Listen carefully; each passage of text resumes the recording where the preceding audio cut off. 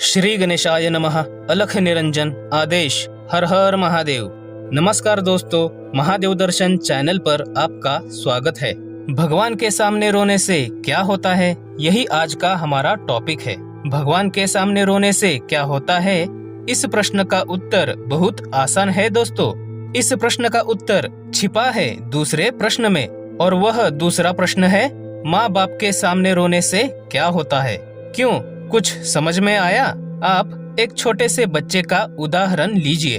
अगर एक छोटे बच्चे को अपने माँ बाप से कुछ चाहिए होता है तो वह सिर्फ रोने लगता है और उस चीज की तरफ सिर्फ इशारा करता है जो चीज उसे चाहिए होती है। फिर चाहे वह चॉकलेट हो या फिर मिठाई हो या फिर खिलौना हो। बच्चे को रोता देखकर माँ बाप का दिल पिघल ही जाता है और वे अपने बच्चे को उठाकर अपनी गोद में लेते हैं और उसे उसकी मनपसंद चीज दे देते हैं। मेरे ख्याल से आप इस उदाहरण से बहुत कुछ समझ गए हो। एक बात समझिए दोस्तों, अगर बच्चा दुख में रो रहा है या फिर किसी चीज को पाने के लिए रो रहा है तो माँ बाप का दिल पिघल ही जाता है और वे अपने बच्चे को हर वह चीज देते हैं जो बच्चे को चाहिए होती है। दोस्तों, भगवान भी तो हमारे माँ बाप ही हुए ना। तो अगर आप भगवान के सामने रोते हो तो आपकी मनोकामना भी पूरी होगी। लेकिन कैसे? इस प्रश्न का उत्तर आपको वीडियो पूरा देखने पर जरूर मिलेगा।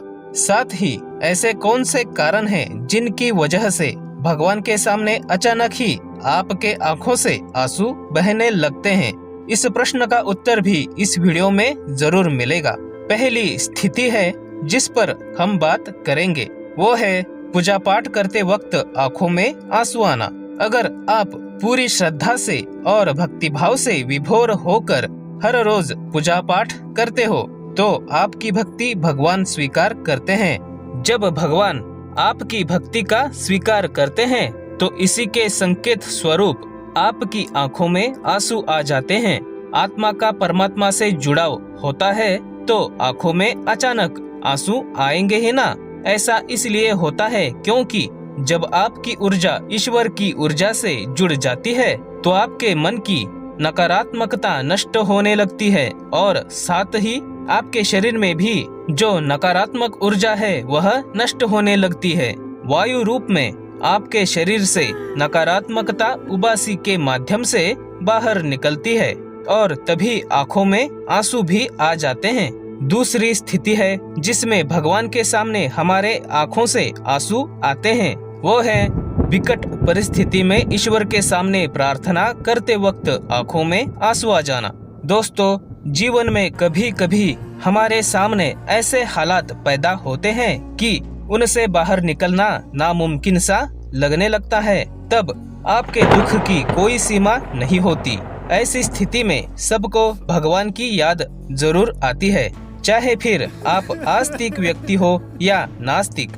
उस कठिन हालातों से बाहर निकलने के लिए आप भगवान के सामने जाकर अपने मन की गहराई से ईश्वर को गुहार लगाते हैं। तब दुख के कारण, पीड़ा के कारण आपकी आंखों से आंसू छलकते हैं। अगर आप दुख में हो या पीड़ा सहन कर रहे हो तो आपके इष्ट देव भी आपके साथ खड़े रहते हैं।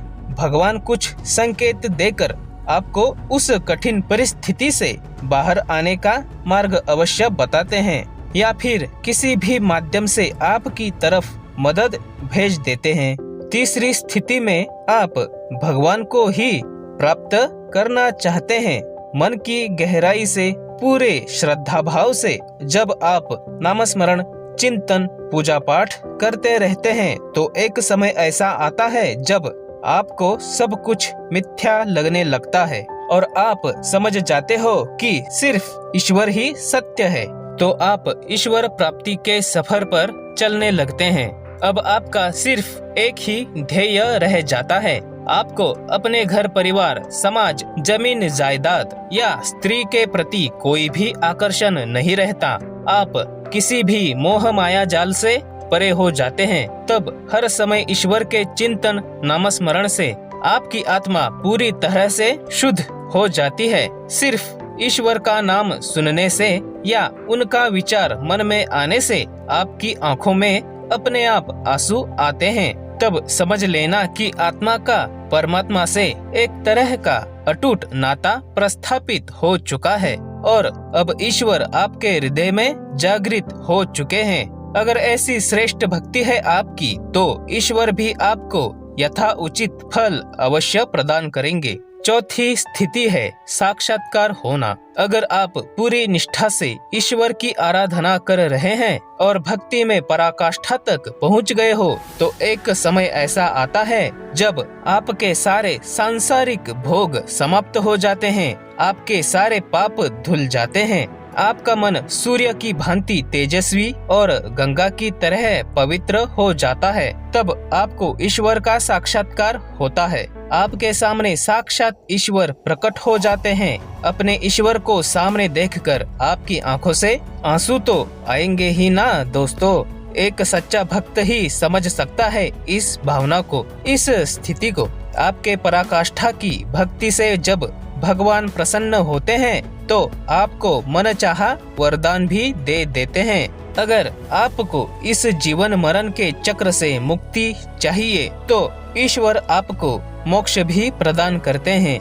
ईश्वर बहुत दयालु है दोस्तों। सिर्फ निष्ठा और श्रद्धा भाव से भक्ति कीजिए।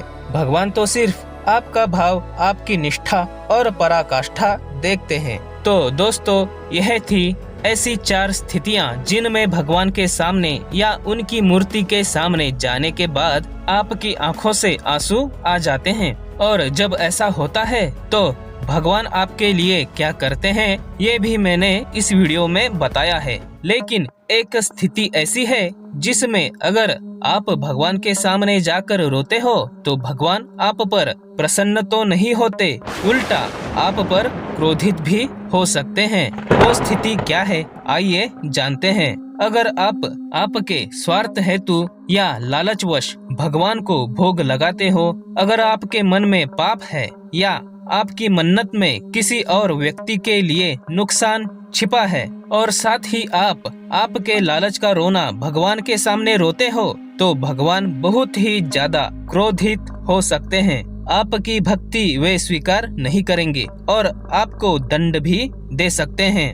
दोस्तों, अगर आप भगवान से कुछ मांगना ही चाहते हो तो ऐसा कुछ मांगिए जिसमें आपका या जगत का कल्याण जुड़ा हो, लेकिन इसमें किसी के भी अहित की बात ना हो। आशा करता हूँ कि आपको यह वीडियो अच्छा लगा हो। वीडियो को लाइक कीजिए और अपने दोस्तों में, परिवार में ज्यादा से ज्यादा शेयर कीजिए। खासकर ऐसे लोगों में शेयर कीजिए जो भक्ति मार्ग पर चल रहे हैं। महादेव दर्शन चैनल को सब्सक्राइब कीजिए। महादेव की भक्ति का प्रचार एवं प्रसार करने में हमारा साथ दीजिए और पूरे श्रद्धा भाव से बोलिए हर हर महादेव। धन्यवाद।